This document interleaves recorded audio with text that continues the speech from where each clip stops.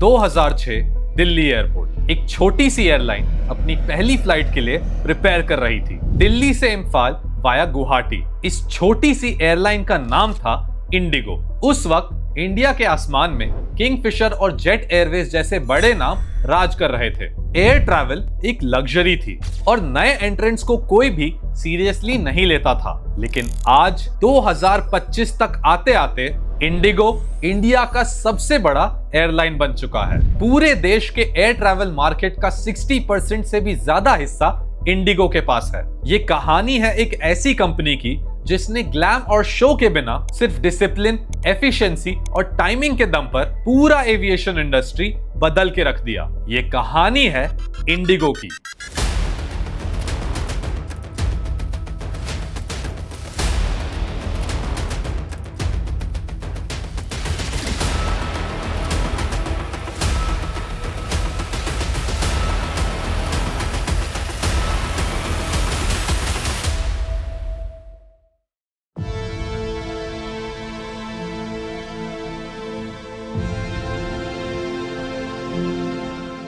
Indigo की शुरुआत हुई थी दो लोगों के विजन से, राहुल भाटिया और राकेश गंगवाल। राहुल भाटिया एक सीजन्ड बिजनेसमैन थे जिनके पास ट्रैवल एंड हॉस्पिटैलिटी का एक्सपीरियंस था through InterGlobe enterprises. Rakesh Gangwal एक एविएशन जीनियस थे। उन्होंने यूएस एयरवेज के सीईओ के रूप में काम किया था। दोनों का एक ही गोल था, एक ऐसी एयरलाइन बनाना जो लॉसेस नहीं, लॉजिक पे चले। उन्होंने देखा कि इंडिया में एयर ट्रैवल रैपिडली ग्रो कर रहा है, लेकिन सारी एयरलाइंस एक ही गलती कर रही हैं। लग्जरी और ग्लैमर में इतना पैसा जला रही हैं कि प्रॉफिट्स कभी दिखते ही नहीं। राहुल और राकेश ने यह डिसाइड किया कि उनका मॉडल सिंपल होगा। No free meals, no unnecessary luxuries, बस clean, on time, affordable flying. 2005 में उन्होंने एयरबस से 100 एयरक्राफ्ट्स का ऑर्डर प्लेस किया। उस वक्त जब इंडिगो नाम की कोई भी एयरलाइन लॉन्च भी नहीं हुई थी। इसी पर सबने मजाक उड़ाते हुए ये बोला,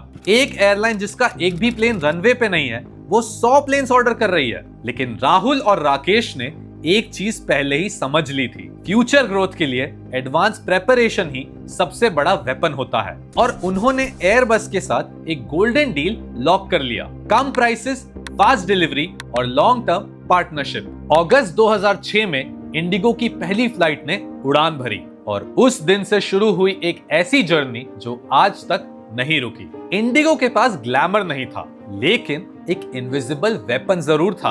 उन्होंने डिसाइड किया कि हर फ्लाइट के बीच का टर्न अराउंड टाइम सिर्फ 25 मिनट होगा। अब इसका मतलब ये होता है कि प्लेन लैंड करेगा, पैसेंजर्स उतर जाएंगे, नए पैसेंजर्स चढ़ जाएंगे और विद इन 25 मिनट्स यही प्लेन वापस से हवा में होगा। क्योंकि इंडिगो का ये कहना था कि एक प्लेन का कॉस्ट तभी काउंट होता है जब वो ग्राउंड पर खड़ा रहता है। जितना ज्यादा प्लेन हवा में रहेगा उतना ज्यादा वो प्लेन रेवेन्यू जनरेट करेगा।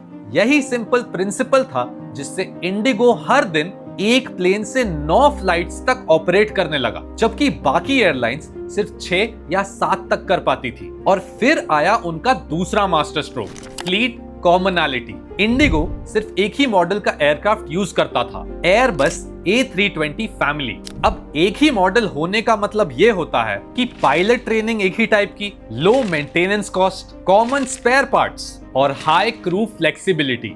ये एक टेक्स्ट बुक एग्जाम्पल था of cost control through standardisation. बाकी एयरलाइंस बोइंग और ATR को मिक्स कर रही थी एंड इसी वजह से उनके लिए मेंटेनेंस और रिपेयर कॉस्ट डबल थी। इंडिगो क्वाइटली प्रॉफिट्स बना रहा था जब बाकी एयरलाइंस लॉसेस लिख रही थी। इंडिगो ने एक और जीनियस मूव किया, sale and lease back model. उन्होंने एक नया एयरक्राफ्ट खरीदा और तुरंत उसे एक लीजिंग कंपनी को बेच दिया। फिर उन्होंने उसी एयरक्राफ्ट को रेंट पर ले लिया। अब ये एक अकाउंटिंग ट्रिक नहीं है, बल्कि ये एक फाइनेंशियल मास्टर स्ट्रोक था। इससे इंडिगो के पास आया इंस्टेंट कैश फ्लो और उनका डेट लेवल इसी वजह से हमेशा लो रहा। हर बार जब एक नया प्लेन डिलीवर होता था, इंडिगो उसे लीज बैक करके अपने बैलेंस शीट को कैश पॉजिटिव रखता था। जब कॉम्पिटिटर्स लोन में डूब रहे थे, इंडिगो के पास लिक्विडिटी थी और इसी कैश फ्लो की वजह से उन्होंने अपनी ग्रोथ सेल्फ सस्टेन की,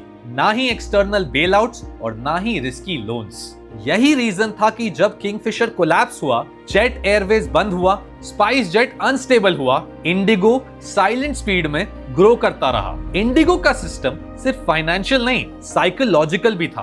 ब्रांड का डिजाइन, कलर, यूनिफॉर्म्स और अनाउंसमेंट टोन सब कुछ एक ही लैंग्वेज बोलते थे। डिसिप्लिन, स्टाफ स्माइल करते हैं लेकिन ओवर फ्रेंडली नहीं होते। अनाउंसमेंट्स काम होते हैं लेकिन रोबोटिक प्रिसिजन के साथ। प्लेन्स स्पॉटलेस होते हैं और सारे प्लेन्स के इंटीरियर्स आइडेंटिकल होते हैं। ये सब कुछ एक डेलिबरेट डिजाइन था, क्योंकि इंडिगो एक एक्सपीरियंस को नहीं, एक पैटर्न को सेल कर रहा था, जहां हर फ्लाइट, हर स्टाफ मेंबर और हर अनाउंसमेंट एक ही जैसे लगे। किंगफिशर के लिए फ्लाइंग गुड टाइम्स थी, जेट एयरवेज के लिए फ्लाइंग क्लास थी, लेकिन इंडिगो के लिए फ्लाइंग एक सिस्टम था। और जब पैसेंजर्स को बार बार सेम एक्सपीरियंस मिला तो उनके दिमाग में एक ट्रस्ट बिल्ड होने लग गया। इंडिगो ने एक और मास्टर स्ट्रोक ऐसा खेला जो शायद कोई भी एयरलाइंस इंडस्ट्री में नहीं देख रहा था। इंडिगो अपने फ्लाइट की टाइमिंग्स हमेशा जानबूझकर आगे की रखता था, ताकि जब वो 2:45 की जगह 2:20 पे ही पहुंच जाए, लैंड कर जाए, तो लोगों को ये लगे कि वो जल्दी पहुंचा देते हैं। एंड इसी वजह से इंडिगो की परछाई ऐसी बन गई कि वो पंक्चुअल है। स्लोली पंक्चुअलिटी बन गई द न्यू लग्जरी। इंडियंस को कंफर्ट नहीं, रिलायबिलिटी चाहिए थी, और इंडिगो ने एग्जैक्टली वही बेच दिया।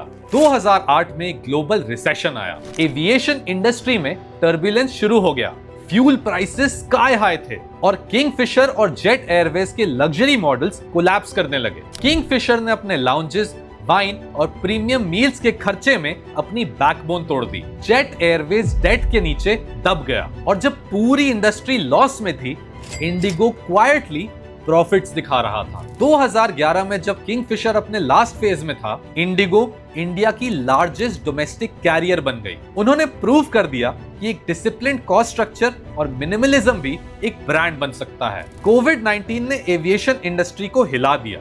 फ्लाइट्स बंद, एयरपोर्ट्स खाली और एयरलाइंस के पास कैश था ही नहीं। दूसरी एयरलाइंस स्टाफ लेऑफ्स और बैंकरप्सी के एज पे थी, लेकिन इंडिगो ने अपना बिगेस्ट टेस्ट पास कर लिया, कैश रिजर्व और ऑपरेशनल डिसिप्लिन के दम पर। इंडिगो ने पैंडेमिक के दौरान भी अपने एयरक्राफ्ट्स एफिशिएंटली पार्क किए और कॉस्ट स्ट्रक्चर टाइट रखा। इंडिगो सबसे पहले एयर पर वापस आया। उनके पास इतना स्ट्रॉन्ग मार्केट प्रेजेंस था कि विद इन मंथ्स वो अपने प्री पैंडेमिक कैपेसिटी पर रिकवर कर गए, और तब से लेकर आज तक इंडिगो प्रॉफिटेबल रहा है। एक ऐसी अचीवमेंट जो इंडियन एविएशन में रेयर है। जब डोमेस्टिक मार्केट में मोनोपोली बन गई, इंडिगो ने अपनी नजर इंटरनेशनल स्काईज पर डाल दी। सिंगापुर, दोहा, दुबई, इस्तांबुल, पेरिस, सारे डेस्टिनेशंस उनके रूट मैप में शामिल होने लगे। उन्होंने कोड शेयर अग्रीमेंट साइन किए, जिससे पैसेंजर्स इंडिगो के नेटवर्क से सीमलेस इंटरनेशनल जर्नीज कर सके।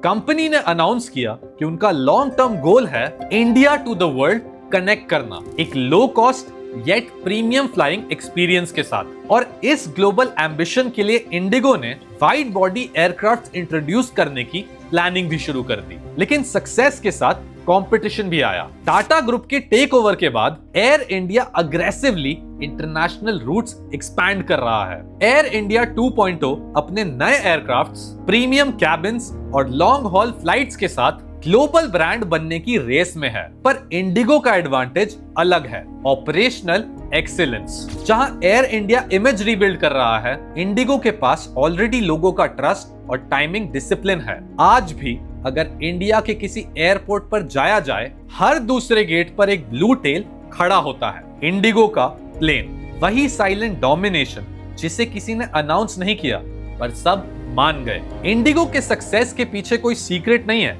बस 3 सिंपल गोल्डन रूल्स हैं। पहला है कीप इट सिंपल, एक ही एयरक्राफ्ट मॉडल, एक ही प्रोसेस और एक ही रूल बुक। कॉम्प्लेक्सिटी उन्होंने कभी एक्सेप्ट ही नहीं की। दूसरा है बी ऑन टाइम। इंडिया जैसा मार्केट जहां ट्रेन्स और बसेस बहुत ज्यादा डिले होती हैं, एक time bound service automatically premium लगती है। और तीसरा है कॉस्ट डिसिप्लिन।